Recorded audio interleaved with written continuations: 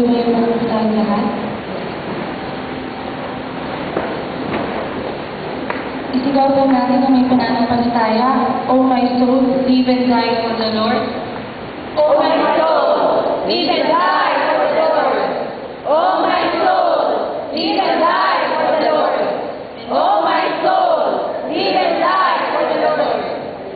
Hallelujah. We worship your name on high, Jesus. Tunay na po, sinasabi mo ang bawat puso na naririnig ko ba? Sa'yo lamang kami, Panginoon, na nagtitiwala. Hallelujah.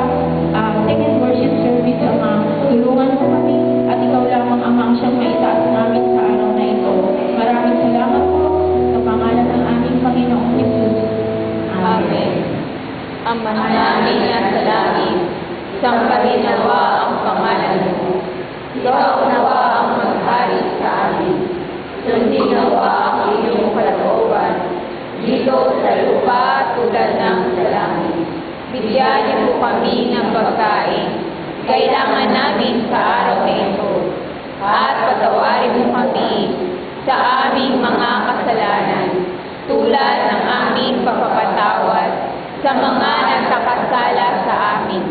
At huwag niyo po kami iharap sa mahigpit na pagsubok, kundi layo mo kami sa masama, sapagkat iyo ang kaharian, at ang kapangyarihan, at ang kapurihan, magpakailanman. Amen.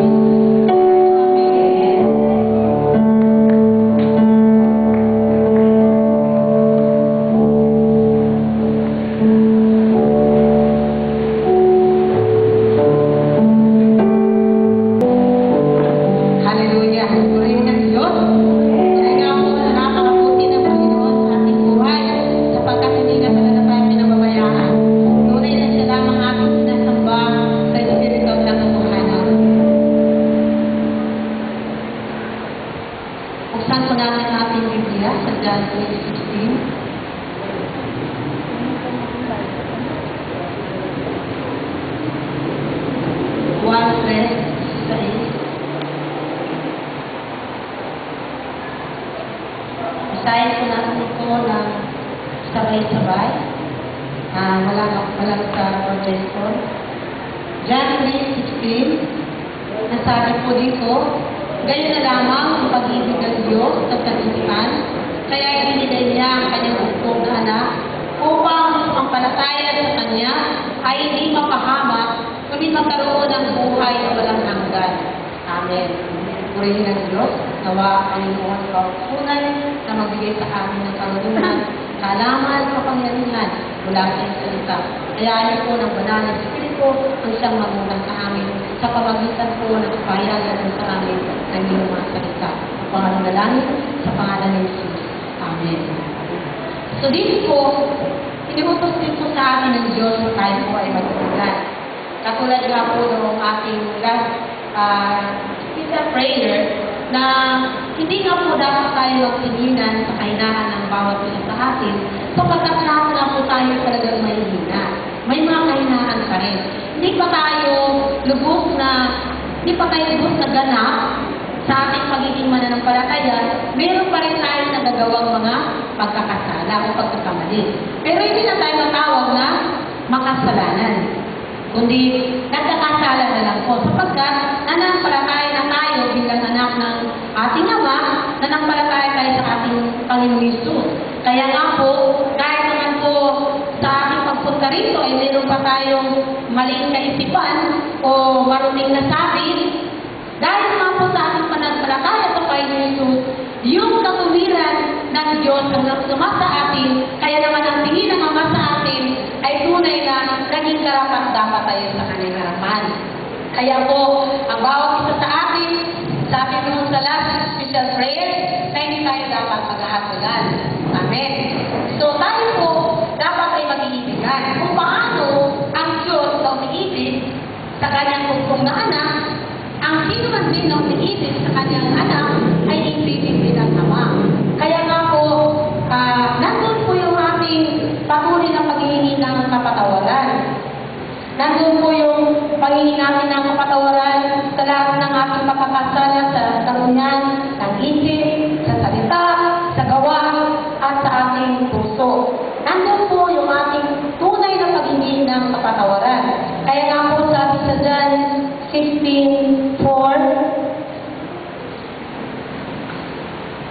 sabi dito, mali sila tungkol sa kasalanan sapagkat hindi sila nanalig sa akin.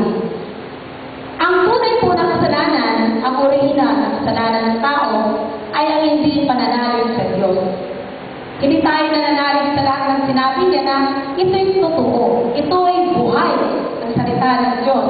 Kaya nandun po yung pagkakasala natin kung hindi tayo lubos na nanalig sa kanyang mga salita.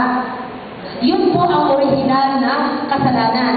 Dahil po, nung hindi pa tayo mananampalataya, yung kalooban natin o katuwiran lang natin ating sinusunod.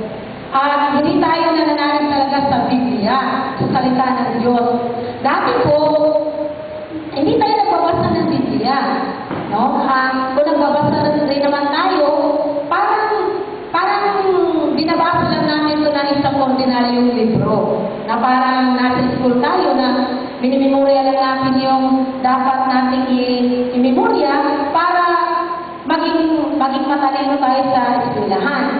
Dito po, sa Biblia, nung tayo nga po ay manampalataya, itinuro na sa atin na magbasa at magsaliksik ng salita ng Diyos. Sapagkat sinabi niya sa salita na ang salita ay buhay, mabisa at mga pangyarihan. At ang salita ay tunay na nagbibigay buhay sa atin at buhay na walang hanggan. Kaya nga po, sinabi niya na dapat hindi natin kaligtaan ang araw ng pagtitipon sapagkat naroon ang kanyang salita. At narito ang Diyos ngayon sa ating harapan. At doon nga po sa orihinal na pagkakasala, bilang manampalataya tayo, ito ay wala na tayong kasalanan dito sapagkat nananalig na tayo sa Panginoong Hesus. Ang original kasi, doon sa pagkakasala ni Adan at ni Eva, yun po yung tinatawag na disobedience. No? Yung pagsuway ni Adan at ni Eva sa Diyos. Kaya yun po yung original na kasalanan. Ngunit ngayon po, napasalamat tayo sa Diyos sapagkat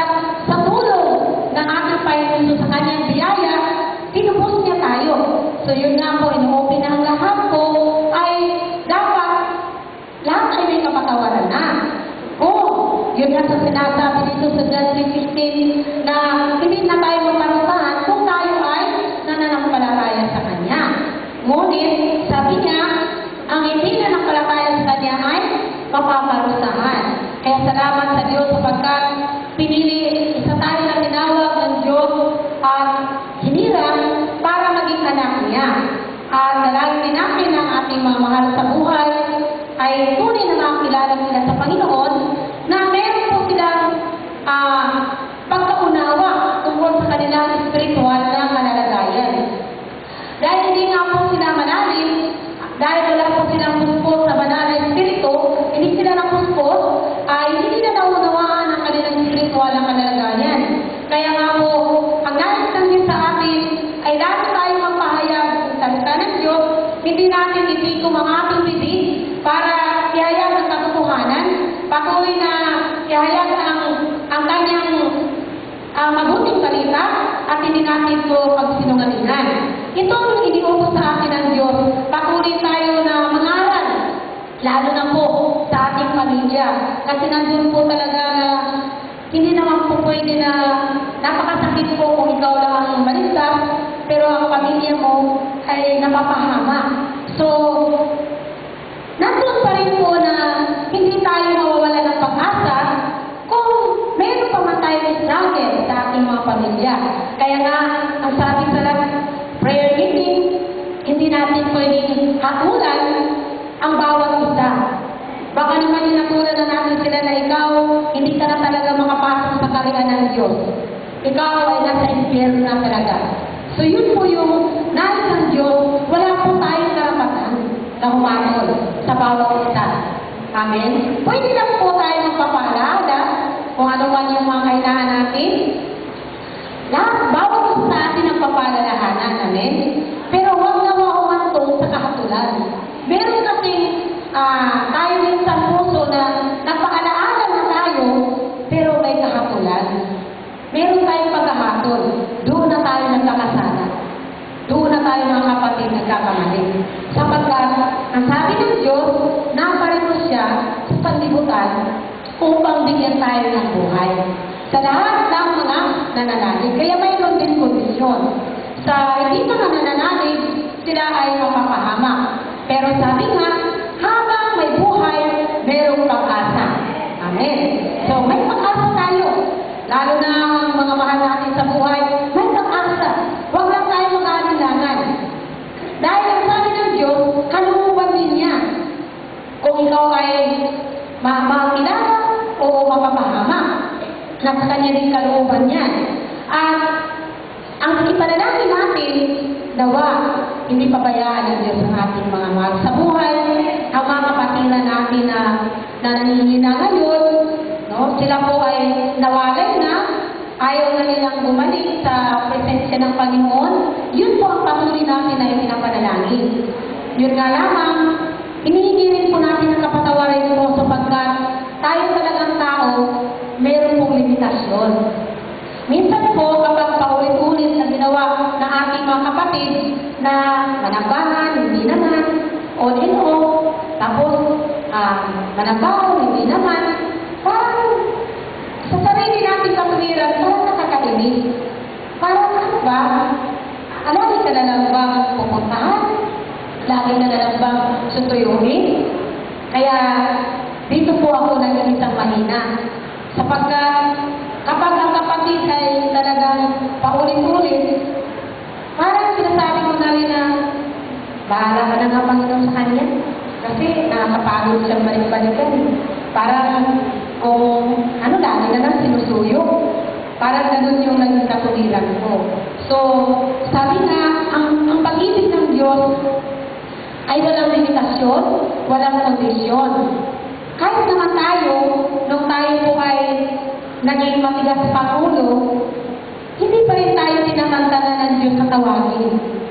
Kaya napakatigas ang ulo natin, pinipersikat pa natin noon ang mga hindi ang mga mananampalataya. O ano pa ang mga sinasabi natin laban sa kanila.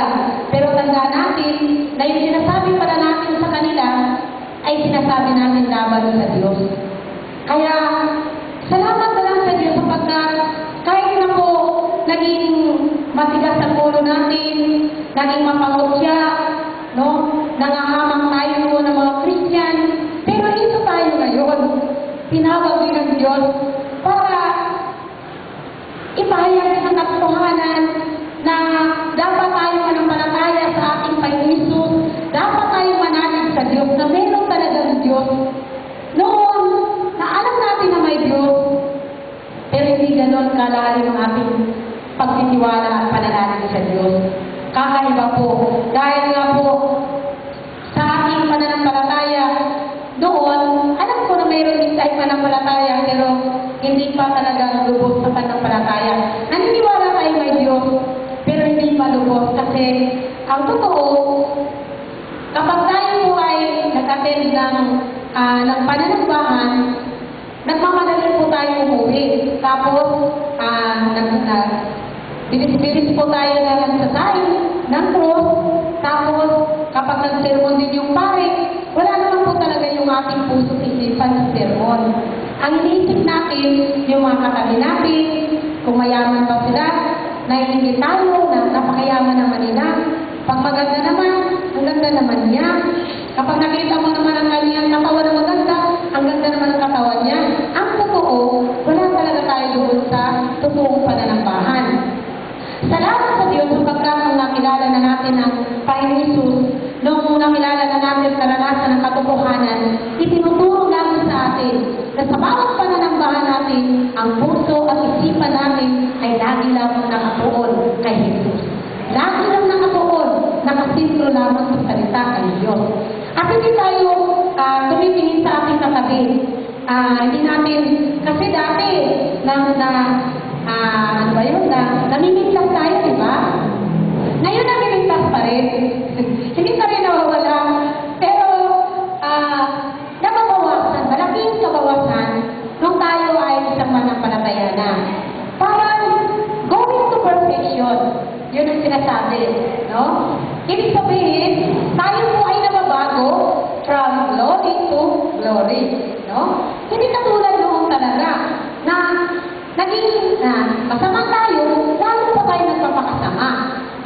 Nagbubuntis yung pagkaingit, nagbubuntis yung pagiging chismosa, nananganak, nagbubuntis. Ngayon, hindi na po. Bakit po? Kapag nagkaroon tayo ng pagkakamali na gano'n, humihingi ka agad tayo ng tawad sa Diyos. Nagpapakumbaba agad tayo sa harapan sapagkat wala tayong maigihim sa harapan ng Diyos. Wala tayong maitago. Batid ng Diyos. Pagi ngayon, batid din ng Diyos ang ating puso isipan. Malaman ngayon ng ating pastor, nakatagulat din. Kasi sabi nga mahirap din talaga itong hindi nakapagsaligtig ba lang dahil umaasa na. Meron talaga.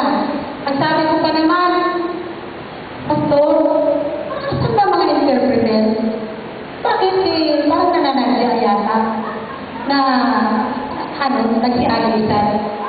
Sana pala umalis rin ako para nang matira. So, yun po yung nasabi ko doon sa ating pastor kasi po, nag-texto siya. Kaya nag-reply po ako sa kanya. Nasaan po sila? Sabi ko, kasi parang nandun pa rin iba pa rin yung kampante ka na may mga interpreter. Naging interpreter man din ako noon ni pastor, parang nakatabisado ko lang yung sinasabi niya. Kasi lalo ko siya nakakasama. Pero ngayon, hindi ko na masyado ng kabisado. Kaya, nagkaroon po ako ng sariling katuliran. Kaya po, tinawag po ako nung Friday, hallelujah. Sabi ko talaga, hallelujah. Bakit? Wala na kayo ba? Akala ko si Jenny. Akala ko dumating na si Mary Joy. Sabi ko ganyan. Kaya, nakatukong lang talaga ako kasi wala na talaga akong balak na mag-interpret. Pero, tingnan niyo po, yan pala sinasabi talaga ng Diyos. Laging handa, laging mapagbantay, laging isip ang diwa. Kasi nga po, hindi talaga natin alam kung isasabang tayo ng Diyos sa anong oras, sa anong lugar, sa anong paraan. Eh, ito ngayon, napasabak na naman po. At natuwa pa ako dahil sabi ng pastor, darating na po ating si Mary Joy. Siya po ang mag-interpret. Praise God. Sabi ko, praise the Lord. Meron na rin interpreter. Sabi ko, eh ngayon, wala ba sa pastor? Nagturuan na kami tatlo. Sabi ko siya, ako naman, tumakbo muna ako sa likod. Nagpapasakali. Nagpapasakali na akit si pastor, o libre. Ay, hindi pala. Hindi pala ako libre. Pero yung dalawa na libre kasi nagturuan sila eh. Tinuturo nila ako eh. Sabi ko, sige na lang po, Panginoon, sabi niyo po eh, fight for a good fight of our faith, right? Tataanan natin sa mabuting, sa magandang labanan ang ating pananampalataya. Kaya nga po, kahit nanginginig yung tuhod natin, eh, okay lang po kasi medyo ang banal na espiritu naman po yung nangahawak sa atin, di ba? Hindi naman natin magagawa ito kung wala ang banal na espiritu. Amen? Hindi ko rin alam hindi ko nga alam kung ano yung pangarap ko, nabasang ko na yung Diyos. Oh Lord, patawad ka lang sa Panginoon. Pero salamat sapagkat tunay nga po na hindi mo kami pinabayaan. At yun nga po, balikan po natin yung mensahe. Dapat po tayo magmahalan talaga. Alam niyo po yung ating minsan pagtutuklas sa mga kahinaan namin. Tandaan niyo po kapag meron kayong mga kapatira na bago or yung simula pa lang, magtutuklasan po tayo ng kahinaan. Doon po natin makikita na bakit ganyan pinagaling yan? Ganito ugali. Tumuturo ka sa ugali ng iba. Hindi mo alam, tinuturo pa rin ng iba. Kaya saan po tayo natuturuan? No? Sabi ng isa, ganyan talaga yung ugali niya. Nung nakakabihis talaga siya eh. Mananampalataya pa naman. Pero hindi mo alam, may nagtuturo din sa'yo. No? At yung nagtuturo sa'yo, may nagtuturo din sa kanya. At yung nagtuturo sa kanya, may nagtuturo din sa iba. Ibig sabihin, nag-rotation lang yung pagtuturuan natin. Amen? Kaya, ibig sabihin, huwag tayo magmalaki, mga kapatid. Itong paalaala sa atin ng Diyos. Kung talagang naranasan natin ang pag-ibig ng Diyos, huwag tayo magmalaki. Lagi tayo magpakumbaba sa harapan ng Diyos. No? Lagi tayo, kung sino siya, i-apply din natin yung sarili natin. Ako din ganyan. Kung siya ganyan, ako rin. Ganyan din ako rin. Kaya lang, nandun po yung paalaala. Sabi nga, may pag-ibig. No? Halimbawa, katulad niya po nung last Friday, no? Ang totoo, nabitin po ako doon sa 500 nung sa politiko namin sa Cavite. Yung po talaga katotohanan. Sabi ng asawa ko, ikaw na? Sabi niya, hindi nga. Pinanitingan ko special prayer na namin eh. Tapos, may bumubulong. Hindi, makakauwi ka naman yata ng alas 8 eh. Wala naman talaga yung bulong sa akin. Uwi ka ng alas 8. Pero ang ganun na espiritu, di ba noon, alas 12 kayo nakauwi? Tapos sabi mo, makauwi ka ng alas 8? Sabi ko, oo. Ako ba talaga? Di ba, ang Diyos naman ang provider? Kaya, bakit ako matakot? So, nagkaroon ng labanan ng panampalataya ko. Pero malakas yung bulong. 1.5 daw kay Dani. 1,000 kayo, mahal na. Tao lang kasi ako, no? Pero salamat sa Diyos. Kasi pinakinggan mo talaga yung tinig ng Diyos. Masabi ko, madalas ko marinig na, ano gusto mo? Ang Diyos o 1 milyon? Eh, wala pa nga 1 milyon yun eh. Yun yung nagpapaalala sa akin. Ang Diyos o ang 1 milyon? Eh, wala pa nga 1 milyon eh. 1.5 lang eh. Eh, nung nagkataon, 500 lang pala talaga. Pero, pwede ng Diyos, kasi kahit paano, ay nakarating naman yung asawa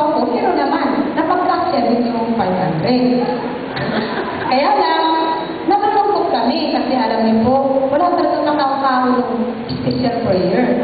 No? Nakakalungkot sa harapan ng Diyos. Eh kung ako rin pala napuso noon, bakit malungkot ang Diyos? Kasi kami mismo nawala. At sabi ko nga nung nakita ko talaga yung sa prayer meeting, nailan lang kami, Ama, dito mo nga talaga kami matitest. Saan ba talaga kami? Minsan kasi nagdadahilan din tayo.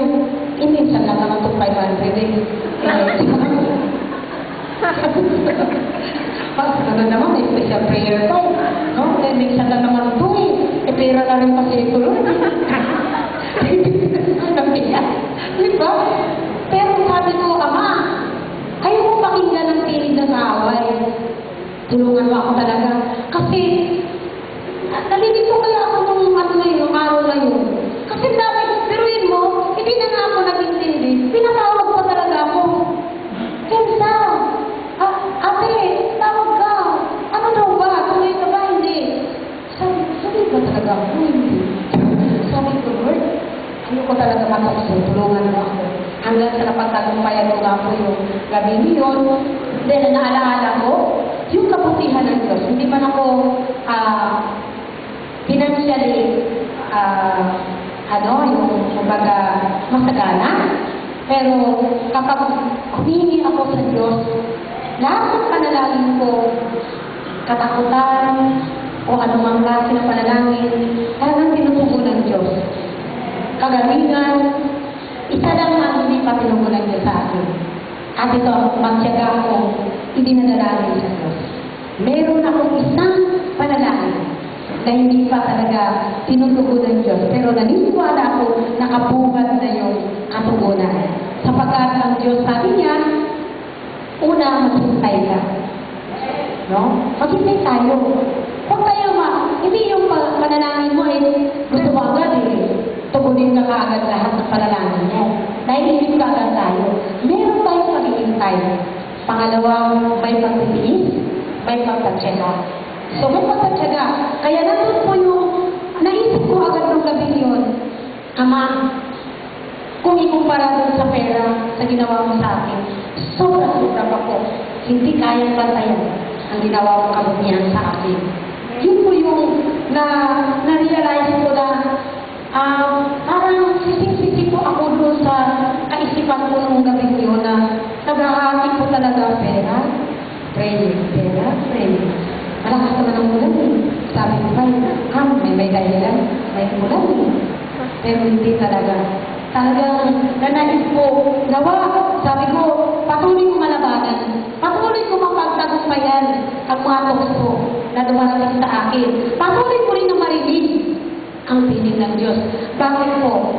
Sa totoo lang, kung inuuna natin yung material na bagay, ito lagi ang preaching ng ating pastor.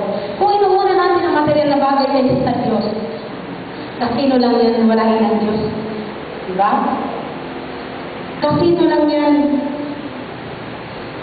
sirahin ng Diyos. Pero kung mayroon kang pananampalataya, dadagdagan ka pa ng Diyos. So yun po yung narinig ko, natinig ng Diyos. Sabi ko patawad kasi tao lang po talaga ako.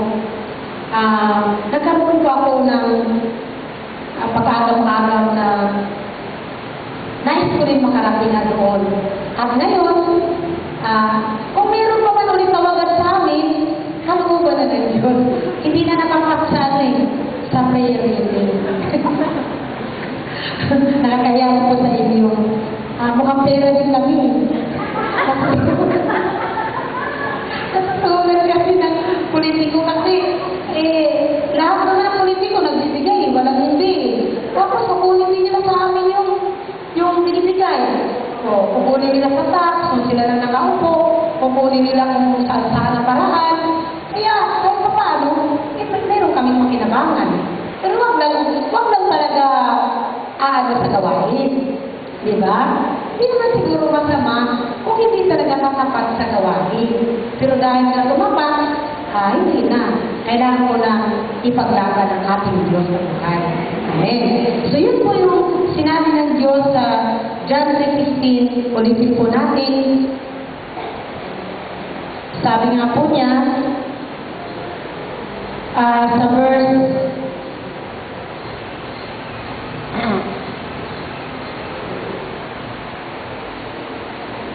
sabi po niya sa verse 7, basahin po natin yung verse 7. Sabi po niya, ay 17, sapagkat sinugo ng Diyos ang kanyang anak, hindi upang hatulang ang parusahan ng sanlibutan, kundi upang iligtas ito sa pamamagitan niya. Hindi hinatulang maparusahan ang nanampalataya sa gusto na anak ng Diyos, ngunit hinatulan ng parusahan ang hindi nanampalataya sa Kanya. Hinatulan sila sapagkat naparito sa sanlibutan ng ilaw, ngunit inibig pa ng mga tao ang dilim kaysa liwanag, sapagkat masama ang kanilang mga gawa.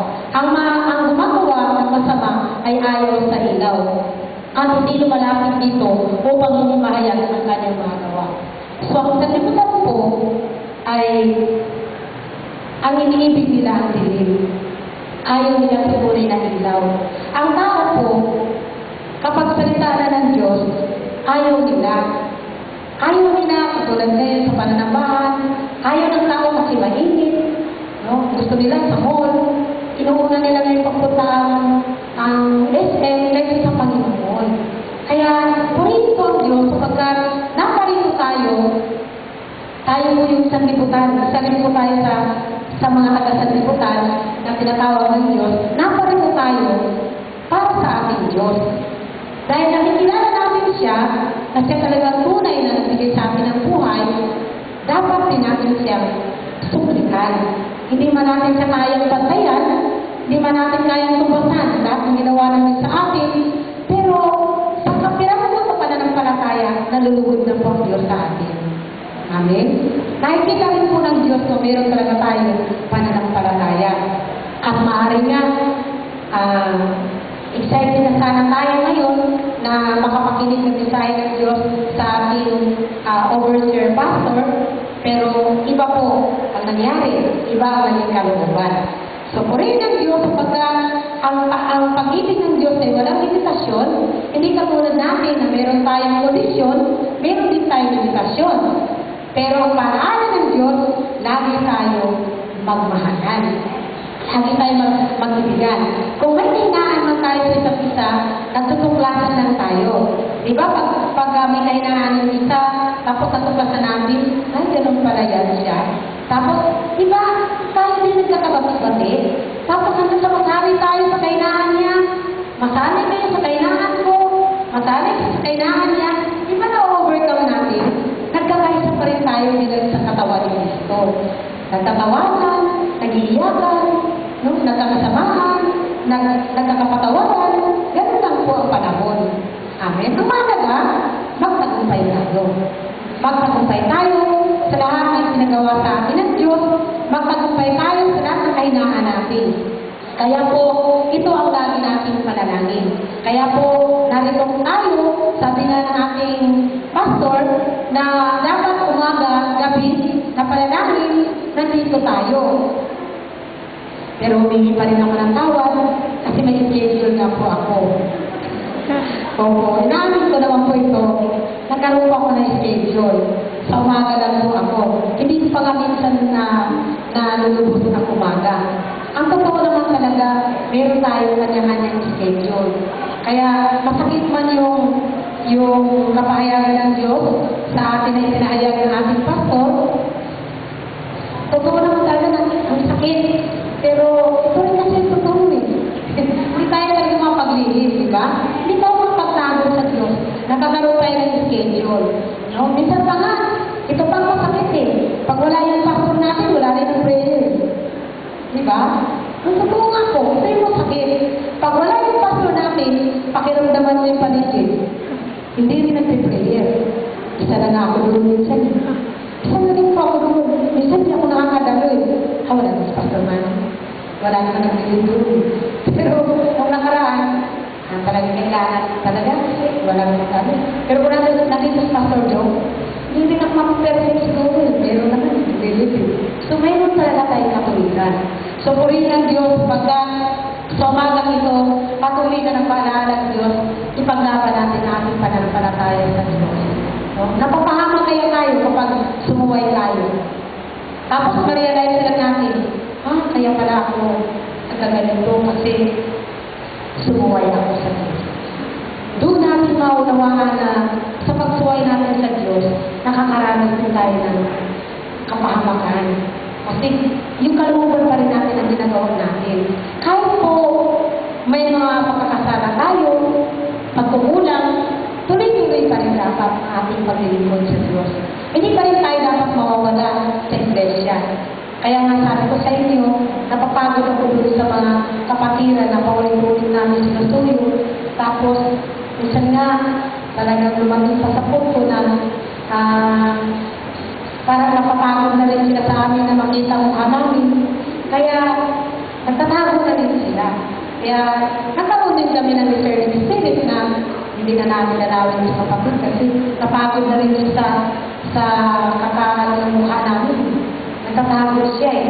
No?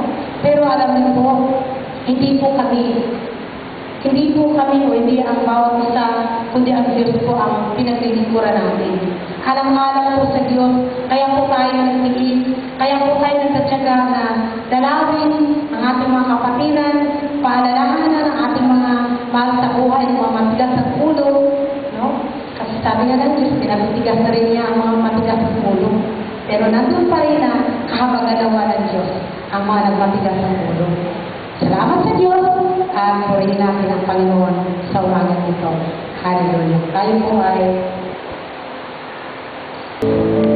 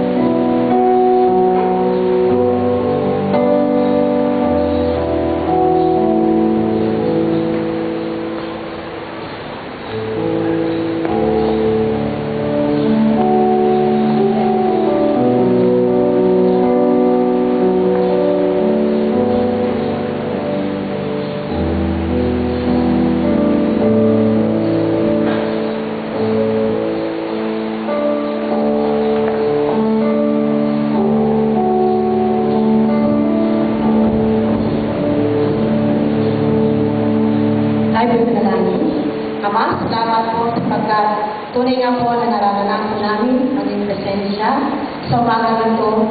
Tunay na ikaw ang aming patuloy na sinasamba sa Espiritu at Katotohanan. Hayaan niyo po na kami magtaglay sa kapayapaan sa aming mga puso, tunay na kagalakan sa aming mga paglilingkod sa iyo. Bilang isang katawan ni Kristo, kami po Ama, iyong patatagin at patuloy na pagpalain ang aming mga Espiritu. Ito po ang aming dalangin sa pangalan ni Jesus. Amen. Blessed